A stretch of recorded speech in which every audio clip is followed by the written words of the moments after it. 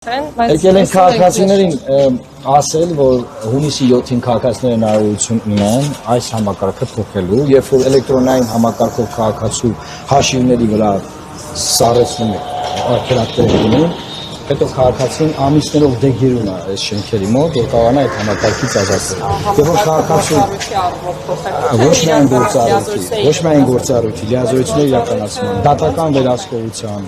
այսինքն պետությունը քաղաքացու տուգանքի համար քաղաքացու հաշիվներ սարեցնում է, ճիշտ է։ Եվ այն ինչպես է հնարավոր։ Չէ, երբ որ վճարել է դա ինձ հետո ինչի՞ չեք ապա սարեցնում։ Բողոքում եք հարկադիրի գործառույթից, որը օրենքով նախատեսված է։ Ոչ, մենք բողոքում ենք այդ գործառույթի իրականացումից, երբ որ պետությունը սարեցնում է գործառույթը շատ արագ, վայրկյանների ընթացքում անում է, բազմաթիվ։ Հենց նորից տեխնիկայացնում է։ Հենց տեխնիկայացնում է։ Անցած տարի հարկային կալանքադրի իմ հաշվի վրա հարկային պարտավորությունների մասով։ Ես մի կերպ այդ հարկային պարտավորությունները վճարել եմ ու հիմա անցած տարվա մայիսից 101,000 դրամի կալանքը առայժմ իմ հաշվի վրա դրված է։ Այսինքն նայեք, սարեցնում եք տիկին նախարարը, հանելուց չեք անում։ Զանգարել եմ, հարկային եմ զանգարել,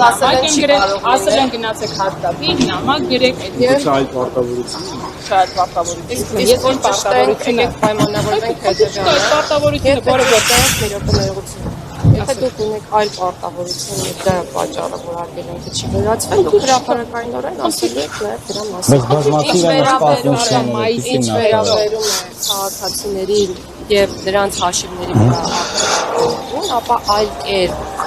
քան այդ process-ի իրականացումը, ուղղակի հարկադիր կատարում ապահովող ծառայությունը իր ծառայությունը պատշաճ չի կարող իրականացնել։ Թվային լուծումների առումով մեծ աշխատանք են տարել այսօր բոլորը, ովքեր ունեն նույնականացման հնարավորություն կարող են անձնական կաբինետ, գործել կաբինետ, ստանալ էլեկտրոնային ծանոթություններ եւ էլեկտրոնային եղանակով ստանալ իրենց հարցերի հոզող։ Բայց դուք էլ մեր բարձրացած հարցին չպատասխանեցիք։ Դուք ասում եք, որ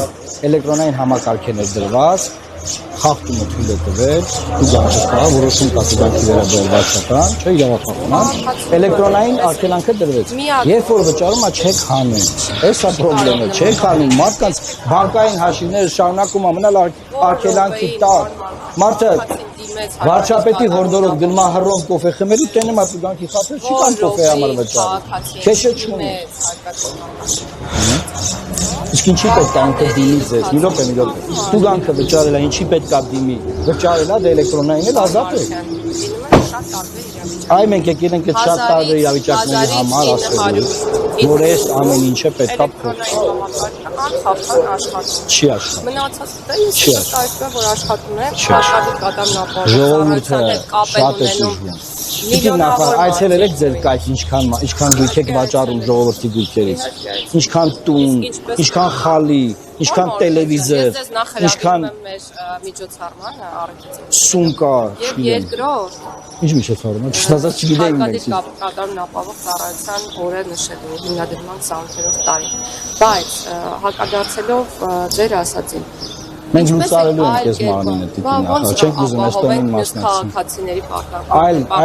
այլ համակարգին դնելու։ Ինչպես պետք է Հիշում եք Սաակաշվիլին, որ եկավ մեկ օրում պարեկային ծառայությունը լուծարեց։ Դատական բարենպաստ ակտը պետք է կատարվի։ Ուրեմն այս մարմինը միայն հիմնականում ուղղված է քաղաքացու դեմ, բջիշակ քաղաքացու, բազմաթիվ դատական ակտեր կան,